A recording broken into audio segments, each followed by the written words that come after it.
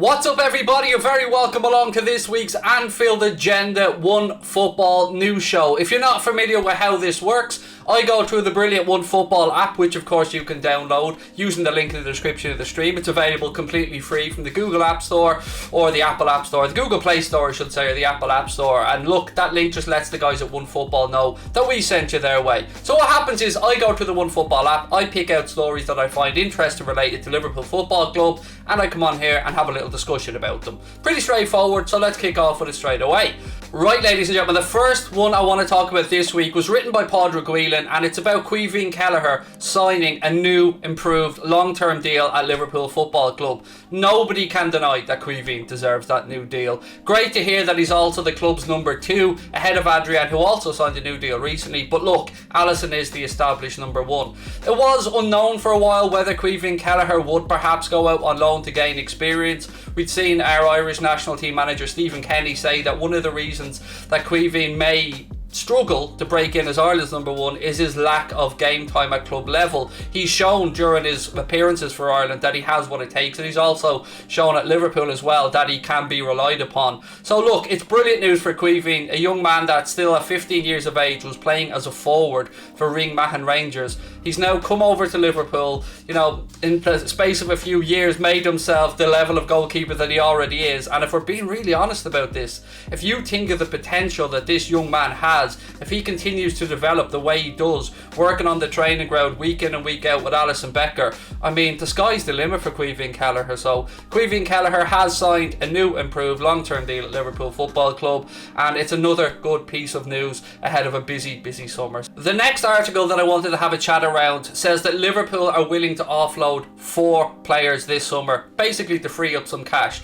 These 4 names won't really come as a surprise to anybody, although a couple of them I know that Liverpool fans will debate around. So the names are as follows: Xherdan Shaqiri, Marco Grujic, it's not Marco Grujic, it's Neco Williams. Neco Williams, Xherdan Shaqiri, Divock Origi and Harry Wilson are all available for the right price this summer. Now the name that stands out to me there is of course Neco Williams. Going towards the end of last season and before Neco went away to the Euros with Wales, we'd all thought that he would be the backup to Trent Alexander-Arnold next season. But you can't deny the young man's ambition. He wants to establish himself as a Premier League footballer, and we know before, I think James Pearce and other journalists have mentioned it, there has been interest expressed towards Michael Edwards for Neco Williams by clubs in the Premier League. So it must be very hard if you're Neco looking ahead of you and going, okay, I love being at Liverpool Football Club, but I've got one of the best right backs in Europe ahead of me. It's going to be very difficult for me to force my way in.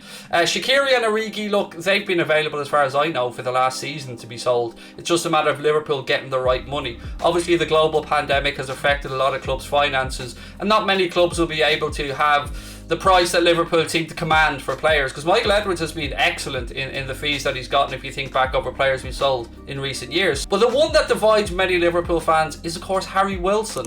I believe it's the right time to sell Harry Wilson for 2 reasons. One, I don't think that he has what it takes to consistently be good enough for Liverpool. He has flashes of brilliance and he has moments.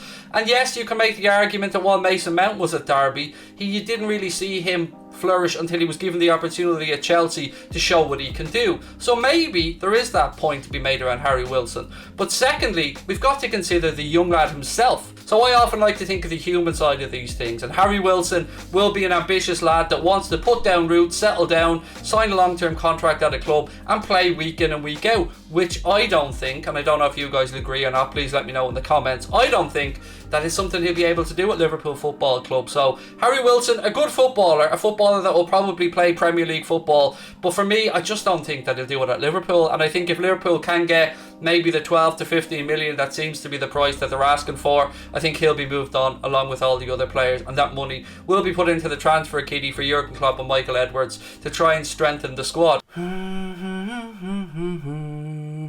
So the next article that I'm going to speak about kind of follows on from what we were talking about before around Neco Williams. This article suggests that Liverpool aren't going to dip their toes into the transfer market if Neco Williams moves on to go and sign a replacement. Now, of all the articles I read today, this is the one that kind of worries me the most as a Liverpool fan. The article goes on to suggest that Conor Bradley and Joe Gomez can both be used if Trent needed a rest or, heaven forbid, picked up an injury. Now, Conor Bradley is a very fine young footballer, doing really well at underage level, but I don't know if he's ready yet to come up into the first team if something were to happen and Trent was to, heaven forbid, of a long-term injury.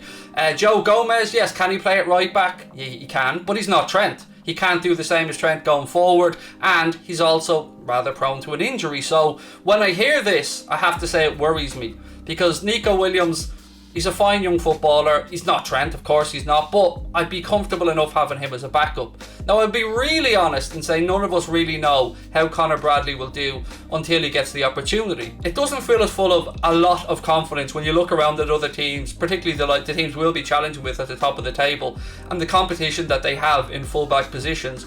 For us, we seem to have one really strong player in every position, and the problem we've had over recent years is, if heaven forbid that player, I think I've said heaven forbid about 4 times in this segment, if something were to happen to one of those players and they were out, the drop off is rather significant. In one way, I like the idea of a young lad getting given the opportunity, but in another way, it makes me nervous that with the season we had before and the amount of injuries we picked up, we could be staring down the barrel of another headache of a season. And you'd like to think that the club learned their lessons around the centre-back situation. We didn't replace Dejan Lovren, and we ended up finishing the season with 2 very inexperienced centre-backs, and we don't want that to happen again with a right back or a left back. So look, I'm happy for Neco Williams if he gets a move and he goes, if that's what he wants, great. But I'm not filled full of confidence when I read stuff like this that suggests once again that we're not going to be dipping our toes in the transfer market and we're not going to be spending money, because it's all we seem to hear as Liverpool fans. There's always we were going to do something but scenario. We were going to sign a generational talent but the pandemic kicked in. We were going to sign somebody but we have to renew the contract to the players at the club.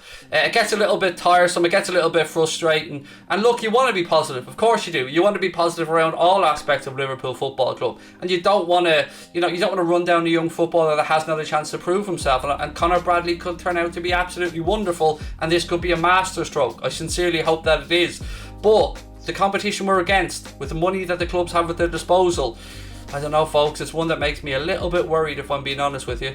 Right, ladies and gentlemen, article number 4 is around Donyell Malen, and this is one that I've been very excited to talk about. I learned something new this week, by the way. I didn't realise that in 2015 to 2017, Donyell Malen was a youth prospect at Arsenal. I don't know if you guys knew that, but I only learned that rather recently. So look, here's the story with Donyell Malen. Liverpool have been tracking the guy, and he scored 40 goals in 81 appearances since he's joined PSV Eindhoven, which is a pretty good track record, let's be honest. I mean, a goal every 2 games there or thereabouts is the type of numbers that makes us, perk up an interest in any forward. But we also got to be wary that Borussia Dortmund are looking at this guy as a potential replacement for Erling Haaland, who may or may not move on this summer. So that's one thing to keep in mind. But if we're going to make a move this summer, I think this kid has what it takes. You look at him and you've seen stuff put out there and you've seen articles written that he's seen as a long-term Roberto Firmino placement, and a lot of people started immediately losing their mind saying we're going to be selling Bobby.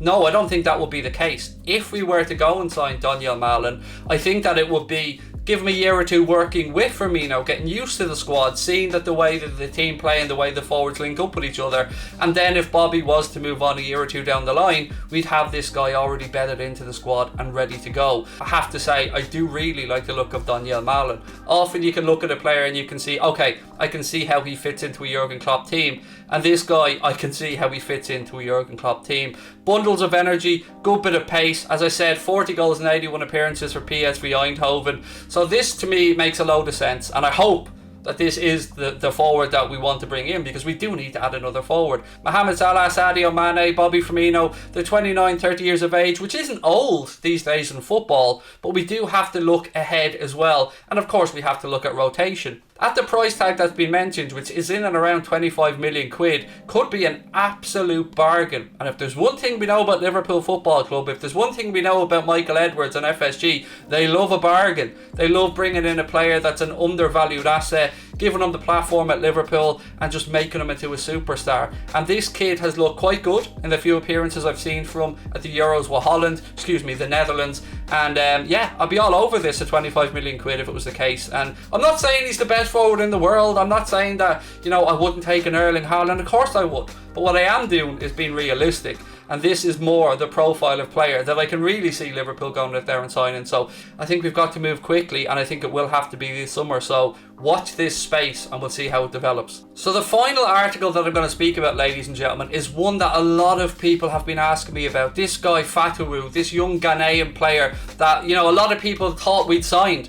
Well, according to James Pearce of The Athletic, we haven't signed him and we aren't going to sign him. Now, one, we couldn't have signed him because of international rules for the English game, or at least in England that say that we can't sign a player under the age of 18. James Pearce goes on to say that the guy has signed for Sporting Lisbon. Now, if you remember the story, it was that Liverpool were going to sign him for $1.5 million and loan him to Sporting Lisbon for an unspecified amount of time. That made sense because it would give him time to gain experience. It would give him time to obviously build up enough experience or enough games to gain a work permit to come and play in the UK for Liverpool. We remember before signing players that had to go all around Europe on loan spells and never really got the opportunity to come to Liverpool. Now, there are some people out there that think that maybe Liverpool really do own the player and that he will eventually move from Sporting Lisbon to Liverpool, but James Pearce is adamant that Liverpool sources have said that they've got absolutely nothing to do with this transfer and that Sporting Lisbon have indeed signed the highly talented youngster for themselves and he's their player. So again, it's one of those, there's one every summer, isn't there? There's one of those stories that a player, Moses Daddy Simon was one a few years ago, if you remember. A player just comes randomly out of nowhere and a link gets made and then, you know, we all want them. Everybody wants them all of a sudden. We never heard of him 2 weeks ago, but all of a sudden everybody wants him. And look, from what we know, the facts laid out in front of us are that he's signing for Sporting Lisbon, or maybe has signed for Sporting Lisbon, and Liverpool claim to have absolutely no interest in this deal. I know a lot of you were asking me about it, so that's why when I seen the article pop up today, I thought, brilliant, we can finally discuss this and get it out there. So look, that has been this week's Anfield Agenda One Football News Show. I really enjoy doing these. Now, don't forget, download the One Football app from the link in the description below. It lets the guys at One Football know that we sent you over. You've heard me saying this before, and I'm going to continue to say it. Without One Football, inexperienced, up-and-coming YouTubers like ourselves, we wouldn't have the platform we have without the support of folks like One Football. So thank you to One Football for backing us. One Football will be working with us next season as well on some of our watch-alongs, which is absolutely fantastic. But Premier League is coming up. The Euros are finishing. The Olympics is coming up. Get yourselves that One Football app. All the statistics, all the league tables, all the transfer news, and we'll be continuing to bring you this video, well, a version of this video, right throughout the summer on a weekly basis. Thank you again for watching, ladies and gentlemen. Don't forget to hit that subscribe button, drop a like on the video. My name is Craig. It's been an absolute pleasure chatting with you all. Take care, lots of love, and up the Reds.